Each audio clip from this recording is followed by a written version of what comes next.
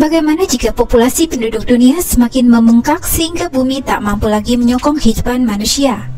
Dalam film animasi digambarkan manusia akan berebut makanan, tetapi di situ digambarkan hewan-hewan akan habis dimakan oleh manusia. Juga ikan tidak mampu berkembang biak. Kemudian digambarkan pohon yang sedang tumbuh dikerubutin oleh manusia. Jumlah penduduk bumi saat ini adalah 7,7 miliar. Dengan jumlah sebanyak itu, maka lapangan pekerjaan akan semakin lebih susah dan tingkat kemiskinan akan semakin tinggi. Benua Asia adalah benua yang paling padat penduduknya dan dihuni oleh 4,54 miliar manusia. Di benua Asia, yang paling padat penduduknya adalah negara Cina dan India. Dua negara itu berisi 36% dari seluruh populasi dunia. Di Indonesia, pada masa dulu pernah diterapkan program keluarga berencana pada masa Orde Baru.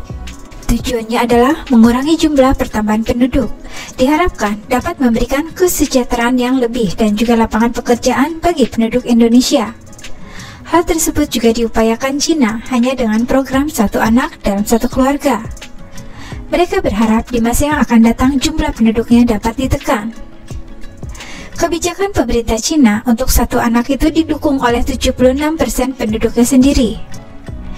Jika dalam satu keluarga memiliki lebih dari satu anak, akan didenda. Dari beberapa artikel disebut bahwa pemerintah Cina tetap menerapkan kebijakan ini untuk mendapatkan lebih banyak pajak yang masuk ke kas negara. Salah satu alasan dibalik kebijakan satu anak di Cina yang diterapkan pemimpinnya. Ini adalah salah satu contoh perbedaan gaya memerintah Mao Zedong, bapak pendiri Republik Rakyat Tiongkok, dan Deng Xiaoping, bapak reformasi Republik Rakyat Tiongkok. Menurut Mao, semakin banyak orang semakin bagus, karena ada semakin banyak tangan yang bekerja. Jika Tiongkok punya populasi dalam usia produktif 10 kali lebih banyak dibanding Jepang misalnya, maka penduduk Jepang harus bekerja 10 kali lebih efisien agar bisa menyamai performa Tiongkok. Begitu kira-kira hitungan kasarnya. Sedangkan menurut Deng Xiaoping, semakin banyak orang, semakin banyak mulut yang harus disuapi, sehingga justru membebani negara.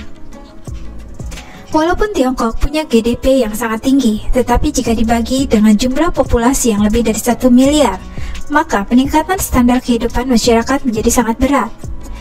Pada tahun 2015, efek negatif dari kebijakan Deng Xiaoping mulai terasa. Populasi usia produktif tidak sepadan dengan populasi lansia. Biaya yang harus dikeluarkan negara untuk dana pensiun semakin bertambah dan tentu berbahaya. Karena itu, pemerintah Tiongkok melonggarkan kebijakan menjadi 2 anak dengan harapan adanya lonjakan populasi usia produktif 10 hingga 20 tahun kemudian. Karena sudah berhasil menjadi negara industri, kebijakan 1 anak itu tujuannya adalah agar nasi sepiring cukup dibagi. Sekarang nasi yang mau dibagi sudah 2 piring, maka cukup untuk keluarga beranak 3. Mao secara cerdas memilih sistem ekonomi komunis yang relevan dengan populasi penduduk Cina yang membludak. Setelah itu berhasil, Tiongkok mempersilahkan pemodal asing dan pasar bursa masuk. Format berkembang dari nasional ke global, perang dagang setelah fondasi ekonomi kuat. Melihat hasil yang tidak sesuai dengan harapan, akhirnya pemerintah Cina menghentikan program 1 anak di akhir tahun 2015 dan selanjutnya memberlakukan kebijakan 2 anak. Pemerintah Cina sudah bertobat dan sadar bahwa kebijakan ini salah besar. 5 tahun lalu, mereka mengizinkan keluarga bisa punya 2 anak. Bahkan kemudian ditambah menjadi 3 anak. Ini karena jumlah kelahiran turun drastis, sampai SMA tak punya lagi murid dan kemudian ditutup. Sayangnya, hal itu terlambat. Banyak wanita yang kini memutuskan untuk tidak menikah dan tidak mau punya anak. Modernisasi yang berjalan dengan sangat cepat di sana, tentu menuai berbagai konsekuensi sosial pula. Harga rumah semakin lama semakin naik, tanah di sana juga semakin sempit, biaya sekolah dan kuliah semakin mahal, sehingga menurut mereka punya anak hanyalah buang-buang uang saja. Wanita semakin lama semakin mandiri dan punya pekerjaan bagus sehingga mereka merasa bisa survive tanpa pria. Wanita punya pendapatan yang bagus dan bisa hidup enak dari pendapatan itu. Dan mereka merasa wanita bukan lagi menjadi pabrik anak. Ini bukan fenomena endemik yang terjadi di Cina, tapi hampir di semua negara kecuali mungkin Indonesia. Hanya saja diperparah dengan kondisi hidup di sana.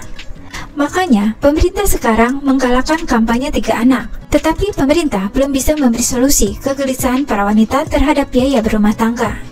Masalahnya adalah, kadang ada kebijakan pemerintah yang tidak bisa melawan alam. Mau diusahakan sekeras dan sebrutal apapun tidak akan bertahan lama. Mungkin masih ada yang ingat kampanye keluarga kecil sejahtera. Dulu saya berpikir negara akan sejahtera juga kalau penduduknya sedikit. Paling tidak sedikit yang perlu diurus negara. Tapi ternyata salah. Ada yang namanya bonus demografi. Ini situasi saat orang usia kerja berjumlah lebih banyak dari orang tua dan anak-anak. Kalau usia produktif itu bagus kualitasnya, seperti pendidikan dan lain-lain, dan sistem ekonominya benar, maka bonus demografi bisa mendorong pertumbuhan ekonomi yang dahsyat.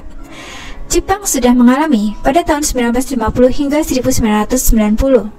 Cina mengalami pada periode 1964 hingga 2013, tapi baru bisa mendapatkan bonus mulai tahun 1980-an, setelah Deng Xiaoping berkuasa.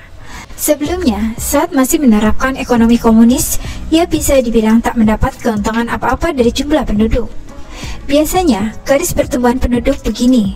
Awalnya, tingkat kelahiran tinggi, namun kematian juga tinggi. Kemudian, karena kemajuan, tingkat kematian turun sehingga jumlah lansia meningkat tajam. Cina juga seperti itu. Saat rasio penduduk lansia meningkat, maka sejumlah masalah muncul. Intinya, ekonomi menjadi lambat.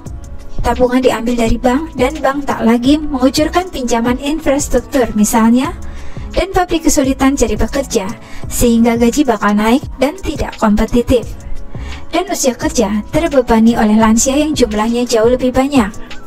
Ini yang membuat Jepang tak lagi mengebut pertumbuhan mulai tahun 1980 hingga 1990-an. Usia kerja mereka tak lagi banyak. Negara-negara maju juga sudah mengalaminya. Indonesia diperkirakan akan menikmati bonus demografi sekitar tahun 2030-an. Persoalannya, tingkat kelahiran Cina sekarang sudah lebih rendah dari Jepang. Kalau usia kerja sudah sedikit, maka mereka tak lagi bisa tumbuh cepat.